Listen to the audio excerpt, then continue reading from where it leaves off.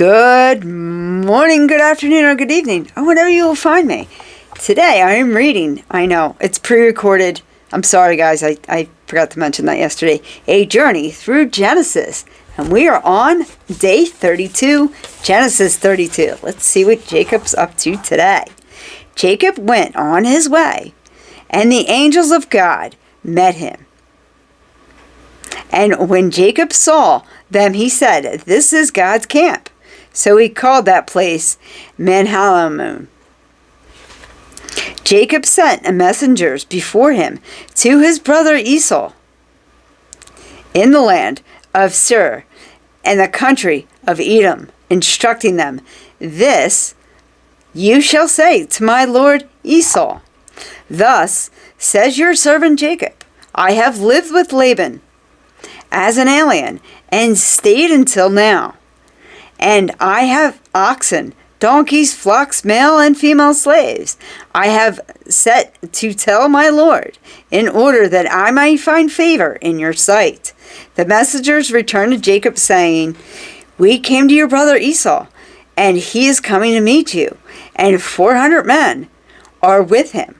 And Then Jacob was greatly afraid and distressed, and he divided the people that were with him, and the flocks, and the herds, and the camels, into 2 companies, thinking, if Esau comes to one company and destroys it, then the other company is left and will escape.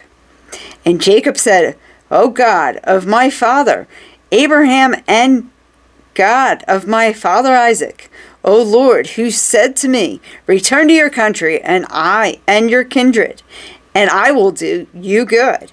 I am not worthy of the least of all steadfast love and all the faithfulness that you have shown me as your servant. For with only my staff I cross this Jordan, and now I have become 2 companies. Deliver me, please, from the hand of my brother, from the hand of Esau, for I am afraid of him. He may come and kill us all, the mothers with the children. Yet you have said, I will surely do you good, and make your offspring as the sand of the sea, which cannot be counted because of their number." So he spent the night there, and from what he had with him, he took a present for his brother Esau, 200 female goats and 20 male goats, 200 ewes and 20 rams, 30 mulch camels and their colts, 40 cows and 10 bulls, 20 female donkeys and 10 male donkeys. These he delivered into the hand of his servants.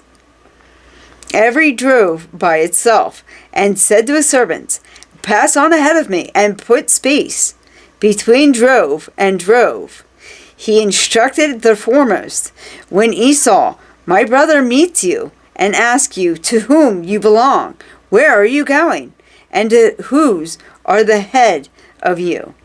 Then you shall say, they belong to your servant Jacob.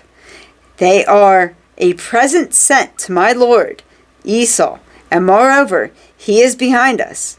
He likewise instructed the second and the third. All followed the droves. "You shall say the same thing to Esau when you meet him, and you shall see, moreover, your servant Jacob is behind us. For his thoughts, I may appease him with a present that goes ahead of me, and afterwards I shall see his face. Perhaps he will accept me." So the presents passed on ahead of him, and he himself spent the night in the camp. The same night he got up and took 2 wives, his 2 maids, and 11 children, and crossed the ford of the Jabgapung. He took them and sent them across the stream, and likewise everything he had. Jacob was left alone, and a man wrestled with him until daybreak. When the man saw that he did not prevail against Jacob, he struck him on the hip socket, and Jacob's hip was put out of joint as he wrestled with him.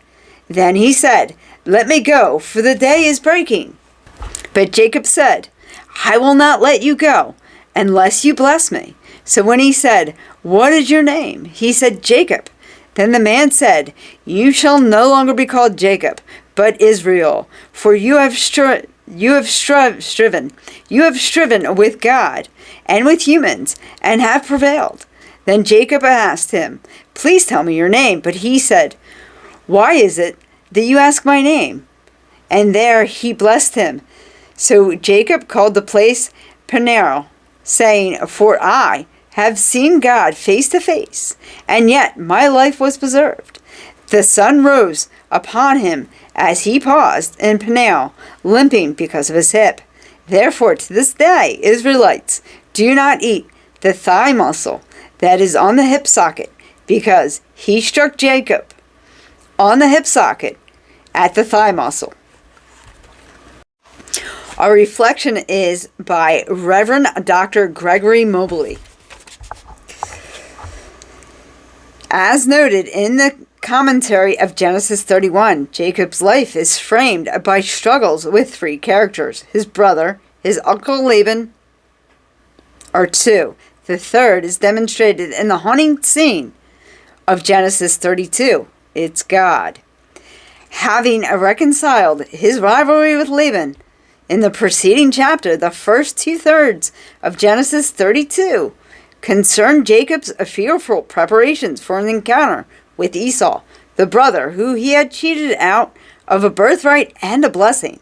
After living in exile for 20 years, Jacob, along with his wives and children, are finally headed home to Canaan and the aged father Isaac. But before Jacob is utterly different from when he was last home, can experience the future he has dreamed of, he must face and reckon with his past. When he hears that Esau is a company of 400 men, is headed right at him to intercept him before he reaches the Jordan, Jacob mistakenly assumes it is a war party and takes defensive measures, dividing up his group, minimizing losses from an attack, and sending waves of livestock ahead of him to appease Esau with gifts. Then we have a baffling scene in Jabbok. In the haste of the midnight river bottom, Jacob is attacked by whom? Is it a man, an angel, some kind of a nocturnal demon that must crawl back into the lair before sunrise? According to Hosanna and Genesis, the adversary is God. I always thought it was an angel of God. Who knows?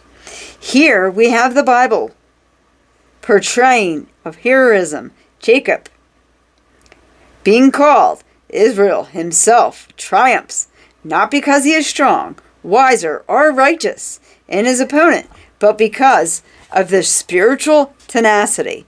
Wounded Jacob refuses to let go of this experience, no matter how ultrous, until he receives a blessing from this pain. This spooky story represents another biblical scene in which faith entails wrestling with God. The biblical God seems to invite bold questioning when Abraham bargains with God over the fate of Sodom. Moses urges God to turn back anger after the golden calf episode, and Jesus, sweating beads of blood, pleads to God to spare us. Amen.